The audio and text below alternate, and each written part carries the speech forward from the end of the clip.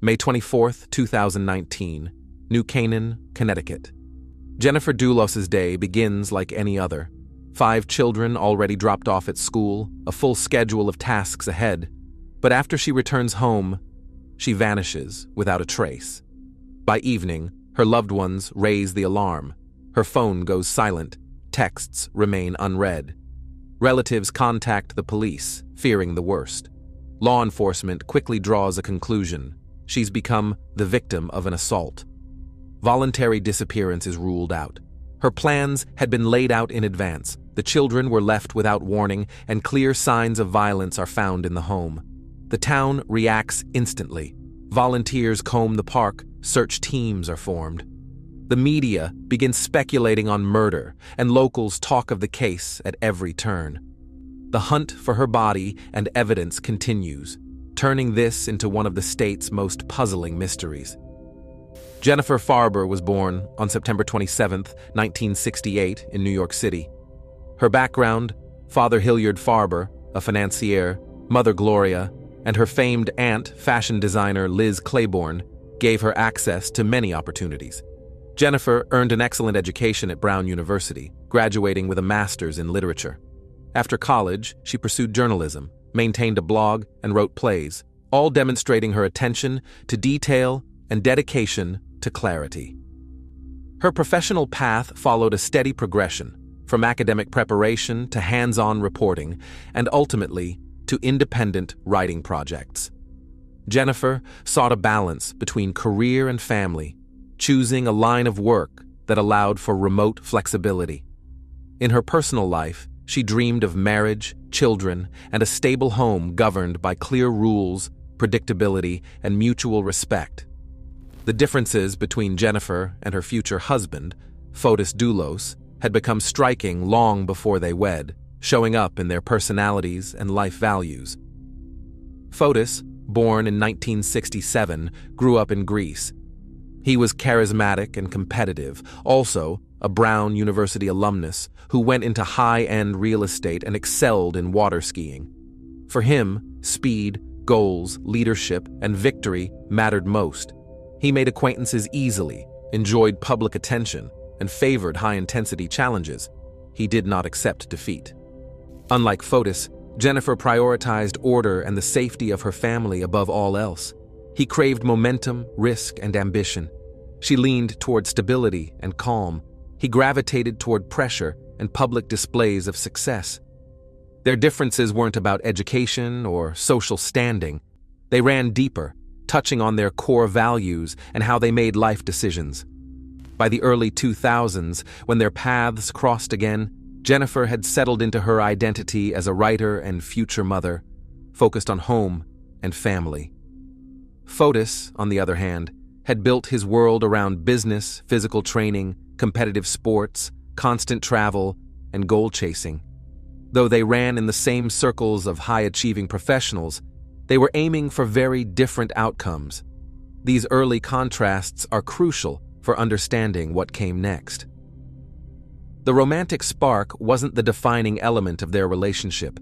It was the clash in pace, control, and beliefs about what was normal. As the story unfolds, those foundational differences would shape their decisions and ignite the tensions to come. Their relationship began in 2004 with an unexpected encounter at the Aspen airport. Though they had known each other from their days at Brown University, they'd gone separate ways. After a brief conversation, Fotis Doulos began sending Jennifer heartfelt letters expressing his intentions.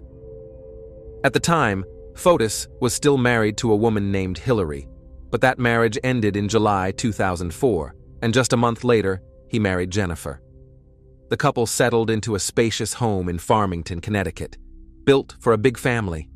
Children soon followed, first a set of twins 2 years after the wedding, then another pair of twins in 2008, and a youngest daughter in 2010.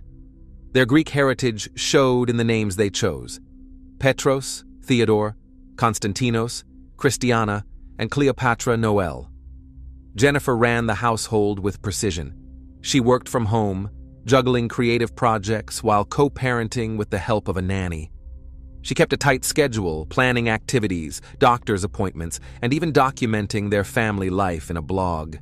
The home became her world and her sanctuary. In the early years, the marriage seemed stable. Each had clear roles. Fotis ran his luxury real estate business and kept a packed calendar as a high-level water skier. Jennifer devoted herself entirely to the children, managing their routines, school, health needs, and logistics. But over time, Fotis's passion for his sport consumed more of his life. What began as a tight schedule soon evolved into a full-on priority shift toward training and competing. His trips began to stretch, up to 10 days a month. Even when he was home, his focus remained fixed on the next race. Tensions at home began to mount. Conversations turned sharp. The house filled with yelling, hurtful words thrown at both Jennifer and the kids. Jennifer, who avoided confrontation, often withdrew into herself, writing things down, trying to maintain some sense of order. But the atmosphere had already changed. Decisions were now made based on Fotis's moods, shattering the stability Jennifer had worked so hard to build. The core of their growing divide centered around parenting. Jennifer believed in giving their children the freedom to choose their own activities, no pressure, no overscheduling. Fotis, however, was determined to mold their path after his own. Early starts, strict routines, and a focus on winning. He immersed the kids in water sports, pushing their endurance, honing their technique, and gradually ramping up training hours. The results were undeniable. The children began excelling rapidly. But Jennifer grew increasingly alarmed by the physical strain and emotional pressure. Her pleas for voluntary participation and balance between rest and effort were repeatedly dismissed. Outwardly, they looked like the picture-perfect Connecticut family: 5 gifted children, a successful father-athlete, and a beautiful home. But inside, it was a very different story. Constant disagreements, authoritarian decision-making, and fundamental clashes over values. Jennifer tried to keep things looking normal, clinging to the family routines, but she could feel the foundation of their marriage slipping. There weren't legal battles yet, not officially, but the fractures were widening. Fotis was diving deeper into control and athletics, while Jennifer's call for respect and personal boundaries was losing its place in their home. Michelle Troconis entered Fotis Doulos' life through the water skiing circuit. Originally from Venezuela, she had spent years as a professional athlete, competing internationally, and was no stranger to discipline, training, and a life in constant motion. They met at a tournament. One of many Fotis regularly attended, with Jennifer there too, watching their children.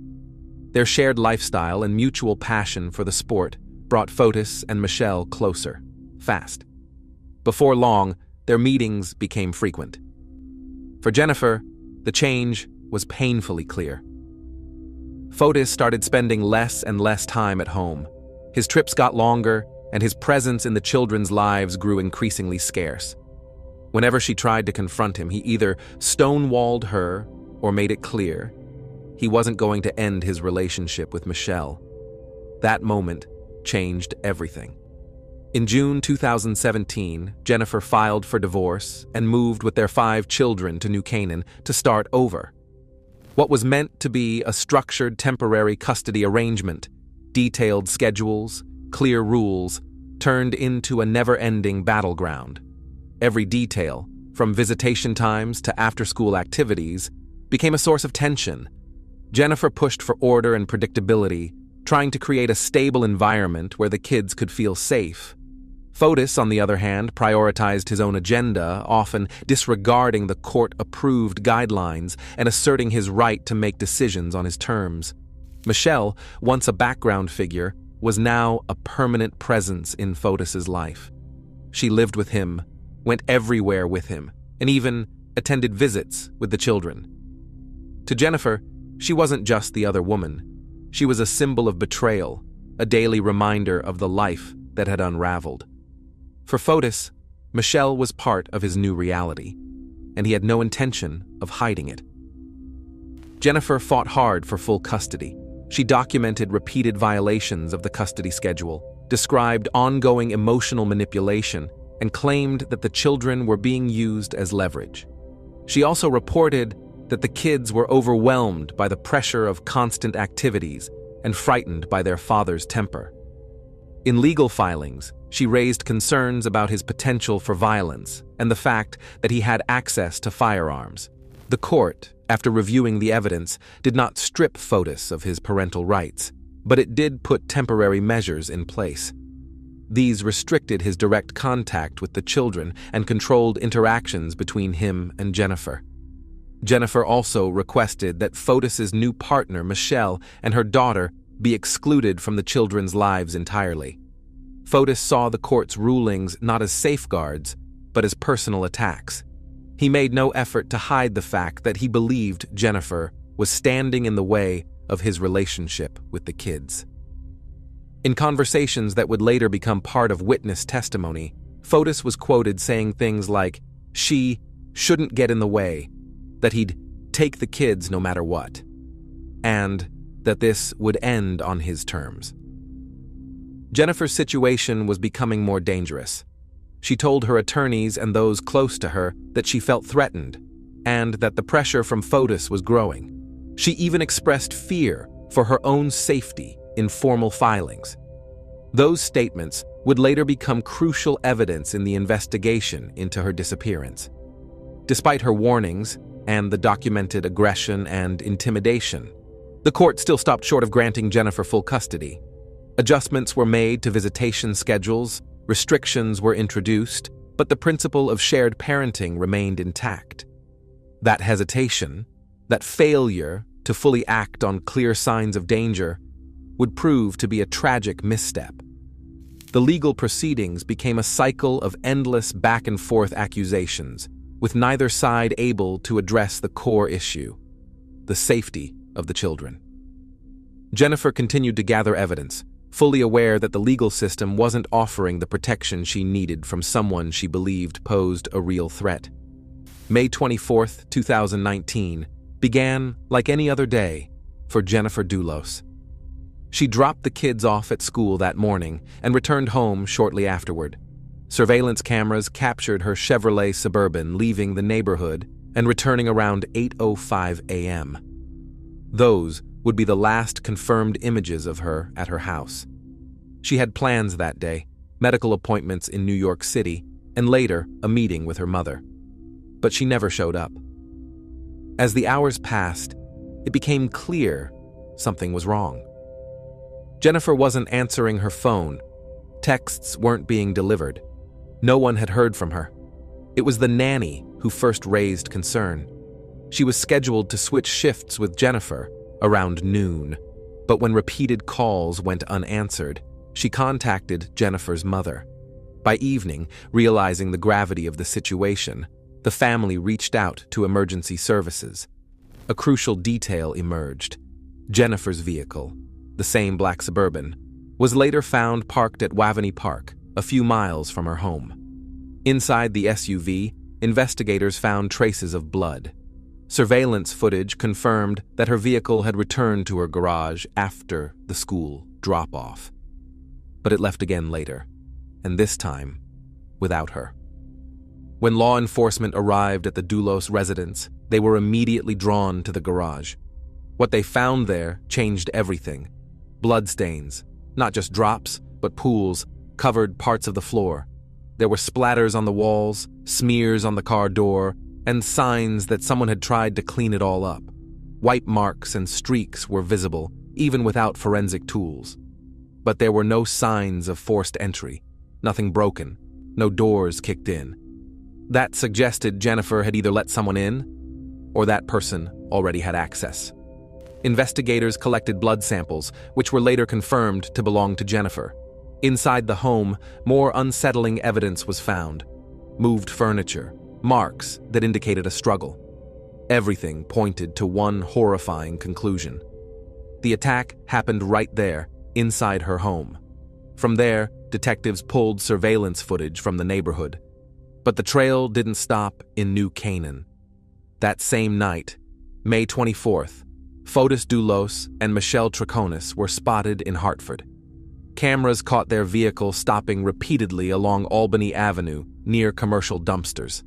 In the footage, a man is seen tossing multiple garbage bags. A woman, later identified as Michelle, places something on the sidewalk. Police searched those dumpsters, and what they found was staggering. Dozens of items. Women's clothing stained with blood, sponges soaked in what appeared to be bodily fluids, zip ties, ropes, gloves. DNA tests confirmed that many of these items contained Jennifer's DNA. There were also towels, napkins, and scraps of fabric with biological material. Among the most damning pieces of evidence were a t-shirt and undergarments belonging to Jennifer, both containing her blood and DNA. Some of those items also had male DNA, a match to Fotis Doulos. That evidence placed him directly in the chain of events following her disappearance. Security footage clearly showed Michelle Troconis in action. In one video, she's seen discarding what was later confirmed to be a blood-soaked sponge. In another, she's watching as Fotis dumps bags into a container. Her role in concealing evidence was now undeniable. What they disposed of wasn't just trash, it was key forensic material. Over 30 trash bags were recovered from various dumpsters along that route.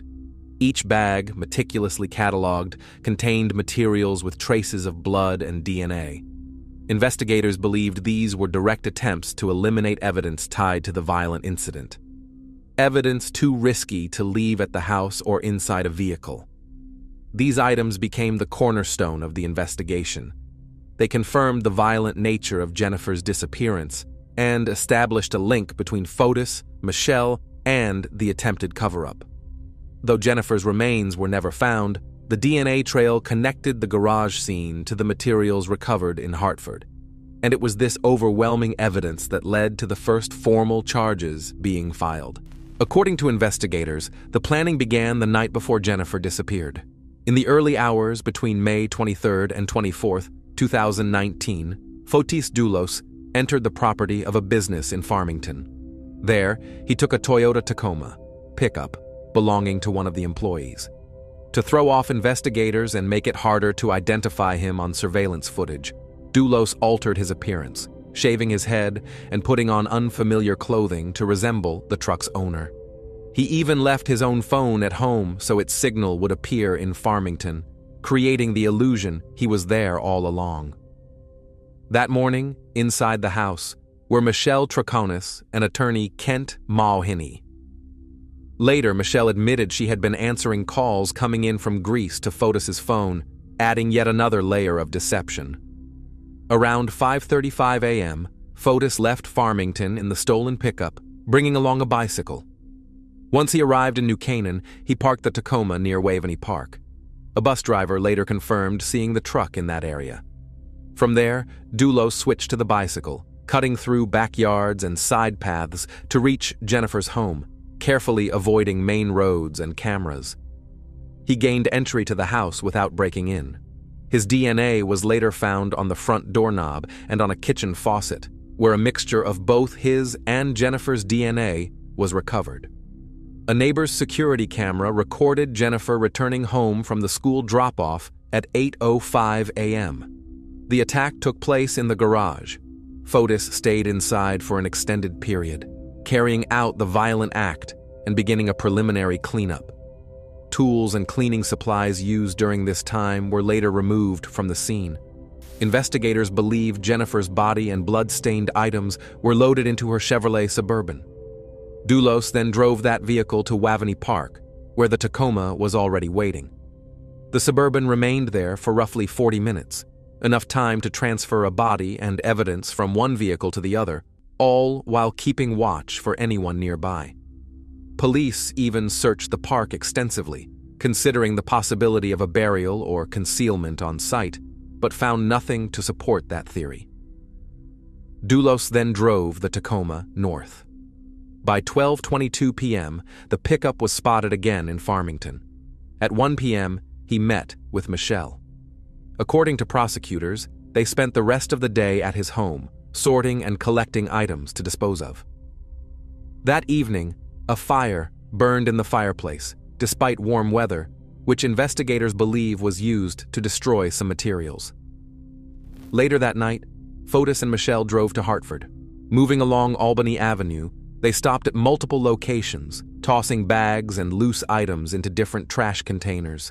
Surveillance cameras captured every stop, every movement, and the nature of the items they were discarding. 5 days after Jennifer's disappearance, the Tacoma underwent an intense cleaning.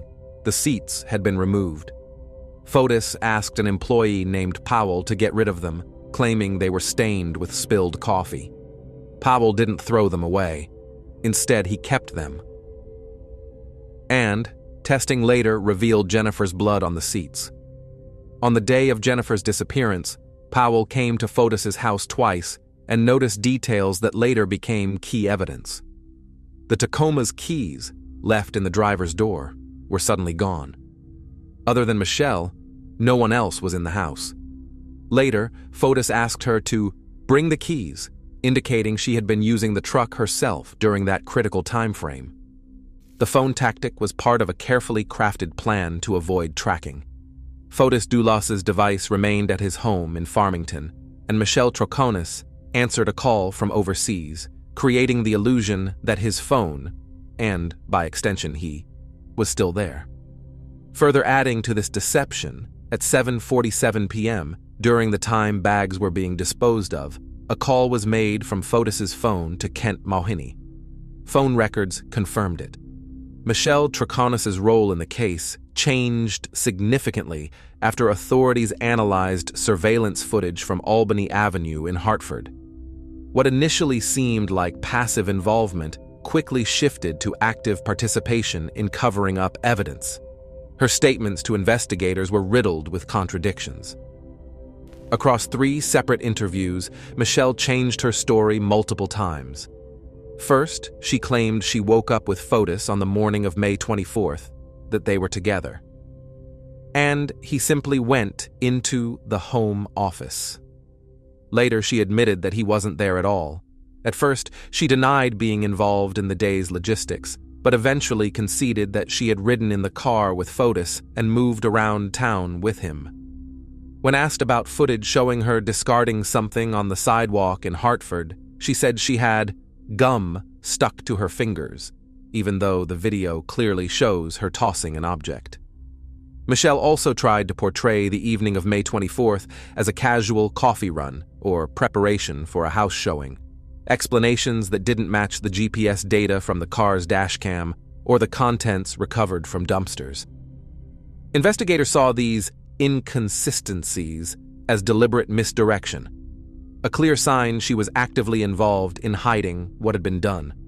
Attention then turned to Kent Mulhenny, a close friend of Fotis and an attorney. Case files show he was at Fotis's house on the morning of May 24th. Initially, Mulhenny denied visiting the home at all, but later admitted he had arrived around 7:40 a.m., waited 40 to 50 minutes, and left after failing to reach Fotis. When asked for more details, he claimed that the next day he had fallen down the stairs, broken his phone, and lost part of his memory, making it impossible to turn over the device or recall key information. Then came a key discovery. Phone records showed that at 7:47 p.m., while bags were being thrown away in Hartford, Fotis's phone placed a call to Mulhenny.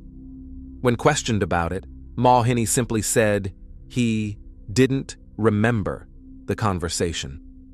A deeply unsettling incident tied Mulhenny to a remote hunting property where he was a co-owner. Just before Jennifer's disappearance, someone discovered a freshly dug hole on the property, covered with branches and a barbecue grate. Inside were bags of lime. After Jennifer vanished, those bags disappeared and the hole was quickly filled in. Police didn't find remains during their search, but given the timing and the nature of the concealment, they considered it a potential prep site for disposing of evidence. This led investigators to re-examine testimony from Mulhenny's ex-wife, who had previously reported domestic abuse and expressed concern about the close connection between her former husband and Fotis. She feared they might act together, and these warnings, made before Jennifer's disappearance, began to look eerily prophetic. Based on all the evidence, authorities believe the roles broke down as follows. Fotis orchestrated and carried out the primary actions. Michelle provided an alibi, manipulated location data, and helped conceal evidence. Mawhinney played the role of legal strategist, advising and covering for Fotis, verifying his presence at critical times, and possibly arranging the use of the hunting property. The contradictions in Michelle and Mawhinney's statements, their refusal to hand over devices, memory gaps, and timeline discrepancies all support the theory of coordinated involvement. At the heart of the conspiracy and evidence tampering case stood a triangle: Fotis Dulos, Michelle Troconis, and Kent Mawhinney. Even without a recovered body, prosecutors built a compelling narrative of coordinated planning, execution, and cover-up, backed by surveillance footage, phone records, and DNA analysis. January 28, 2020, was set to be a turning point. A critical emergency hearing was scheduled in Hartford. Prosecutors were pushing to revoke Fotis Dulos' bond and have him taken into custody immediately. For Fotis, it was a make-or-break moment. If the judge sided with the prosecution, he would be behind bars that very day. Fotis was expected to attend the hearing with Anna Curry, a former colleague and close companion, but he insisted they drive separately and meet at the courthouse. Anna left first, but soon she received a troubling call from one of Fotis' attorneys. The GPS signal from Fotis' ankle monitor showed he hadn't left his Farmington home, a direct contradiction of their plan. Anna tried to reach him. No answer. Realizing this wasn't just a delay, she called emergency services. Responders arrived at the house within minutes. The garage was closed. Inside, they found a vehicle running, engine on. Fotis Dulos was in the driver's seat, unconscious. The air was thick with carbon monoxide. Oxygen levels were dangerously low. Nearby, photos of his 5 children lay beside him, a sign this was no accident. Paramedics performed CPR on the spot, used oxygen masks and a defibrillator. They managed to restart his heart, but his condition was critical. Fotis was airlifted to a specialty hospital equipped with hyperbaric chambers.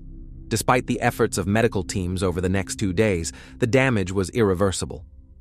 Fotis Dulos passed away on January 30th, 2020 without regaining consciousness. His death automatically ended the criminal proceedings against him. A note was found in the car. A final message. In it, Fotis denied any wrongdoing. He wrote that he would not spend even an hour in jail for a crime he did not commit. He also stated that Michelle Troconis and Kent Mawhinney had no role in Jennifer Dulos' disappearance.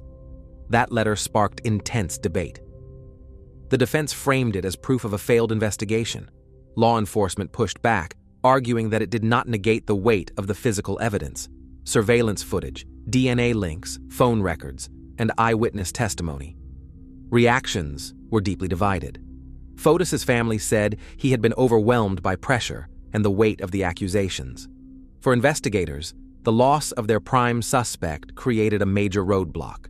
With Fotis gone, they could no longer question him or uncover the one truth they were still chasing. What happened to Jennifer Dulos? The investigation into Michelle Troconis and Kent Mawhinney continued. But for the 5 children left behind, the aftermath was devastating. Custody remained with their maternal grandmother, Gloria Farber. Just before Fotis' passing, the children were taken to the hospital in hopes they could say goodbye. But he never woke up. January 28th exposed the fragility of the entire case. The man at the center of it all chose death over trial, leaving behind denials and, most painfully, no answers to the question that haunted everyone. Where is Jennifer Dulos? After Fotis Dulos' death, legal attention shifted to those closest to him. First to stand trial was Michelle Troconis. Her case, launched in 2020, faced repeated delays due to the pandemic and procedural challenges surrounding evidence, all of which heightened public interest in her role in the events of May 24, 2019. Prosecutors argued that Michelle helped Fotis destroy evidence and fabricate an alibi, pointing to her inconsistent statements during multiple police interviews.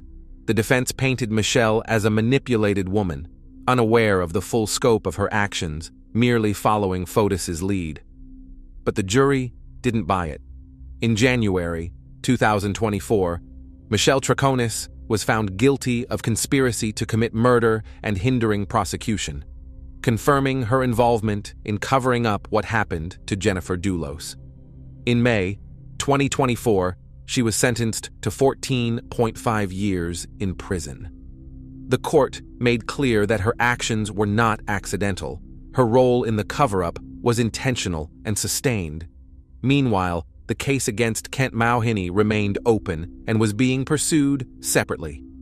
His name came up frequently during Michelle's trial, consistently tied to the larger alleged conspiracy.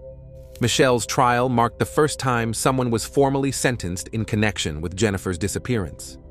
The verdict sent a message. Even without a recovered body, accountability would be pursued for anyone who helped conceal the crime. For the public, it was proof that the long investigation had produced tangible results. But, for Jennifer's family, it brought only partial closure. The central mystery of where her body is remains unsolved. After Jennifer vanished, her 5 children were placed in the temporary care of their maternal grandmother, Gloria Farber. After Fotis's death, that custody became permanent. Beyond basic needs, housing, education, healthcare, and emotional support, the family also had to shield the children from intense media scrutiny and create a stable daily routine. One of the greatest challenges was Gloria's age. Raising 5 teenagers required extraordinary energy and resources. A support team was assembled, including educators, counselors, and medical professionals. Extracurricular schedules were carefully planned to help the children feel a sense of normalcy. Special focus was placed on their mental health, helping them cope with the loss of their mother, the trauma of the case, and living in the public eye. At the same time, legal and financial matters had to be resolved. The family worked to ensure the children retained legal rights to their mother's estate and to establish contingency plans in case Gloria's health declined. The absence of Jennifer's body left a legal gray area, delaying inheritance proceedings and the long-term arrangements necessary to protect the children's future.